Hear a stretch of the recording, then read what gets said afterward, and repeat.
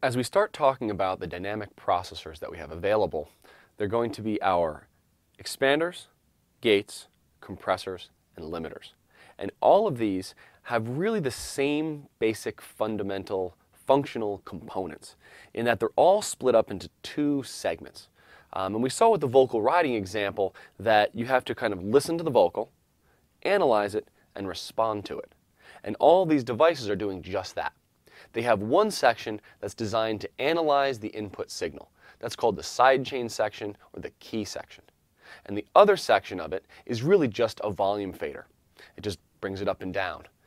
So the first thing I'd like to look at is that kind of key or sidechain section. Its role is to analyze the signal and calculate the envelope of the audio. And the envelope is kind of a signal that represents the average level at any point in time. And though it seems like a simple thing to do, it actually is kind of complicated. And the way it happens is, and you've seen this term, I'm sure, is RMS, which stands for root mean squared. And so it's trying to calculate the average level over a little bit of time of that signal. But sound, as we saw, is alternating. It's going up and down and up and down. So if we were just to average out the sound, it would always end up at zero, because it spends just as much time above as below zero. So we need a mathematical process to kind of give us the average level over time. So what we do is first square the signal. We take every sample and multiply it by itself. And anytime you multiply something by itself, you get a positive number, right? A negative times a negative is a positive, and a positive times a positive is a positive. So every single sample is multiplied by itself, giving us a completely positive version of the signal. And then we can take an average. So we might say over 30 samples or 50 or 100 samples, we take an average of it, which gives us a nice slowly moving envelope.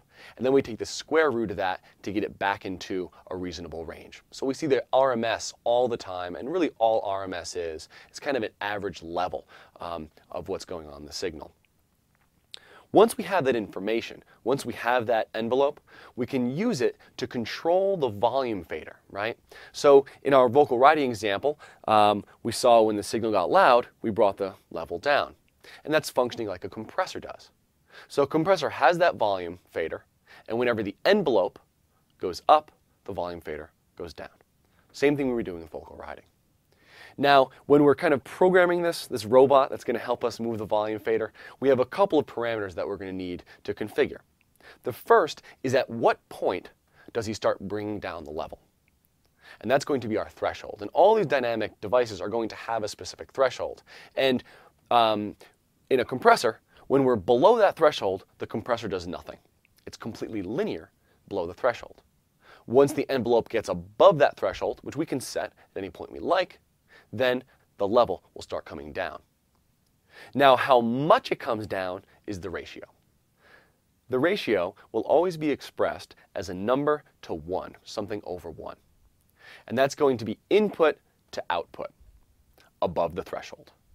So if we have a 1-to-1 ratio, above the threshold, nothing happens. Input equals output.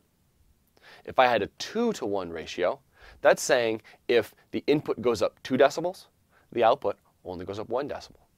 So above the threshold, the output will be half the level of the input.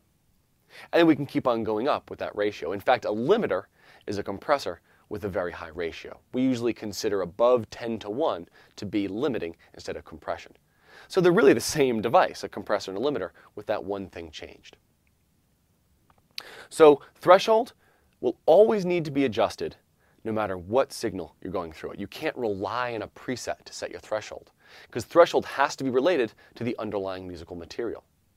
If you have someone playing quite quietly, they'll never hit that threshold, so the compressor won't do anything.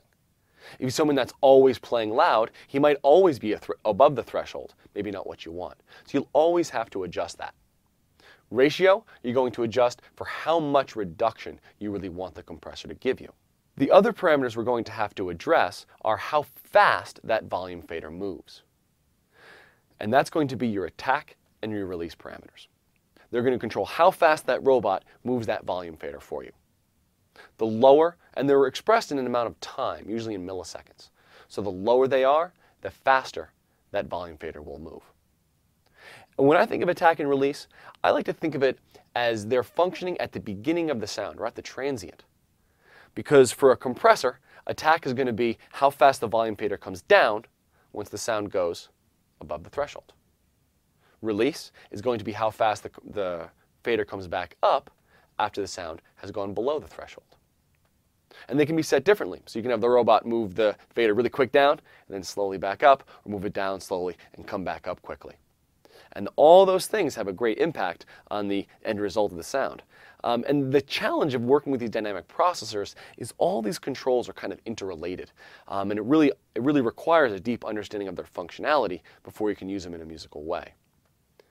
Now, those are the main parameters you're going to have to deal with all the dynamic effects. Again, that's threshold, the point at which the dynamic effect starts functioning. Ratio, how much it functions once it crosses the threshold. Attack, how fast the fader moves or the volume will change at the beginning of the sound when the sound crosses the threshold. And release, how fast the fader moves or the volume changes when the signal crosses back through the threshold. Now, there are some other parameters you'll see on most dynamic effects. The first one is knee. And that's going to be, if you can imagine the threshold as kind of a point, right? And we've described this as kind of an on-off procedure, where as soon as the signal crosses that threshold, the volume starts changing. But that's really kind of a not very musical thing, right? Everything in nature is all curves. And that's what the knee gives us, is as we approach the threshold, we'll start moving a little bit as we get there. So it kind of softens that out. And if you have a signal that's crossing the threshold a lot, increasing the knee can kind of soften the effect and make it a little more comfortable for the listener.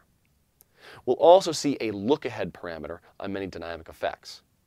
And the look-ahead parameter is a delay imposed on the signal, but not imposed on the envelope. And what that does is it makes it so that the envelope is seeing a little bit into the future, in that the envelope parameter is seeing maybe 10 milliseconds before the volume fader actually gets there.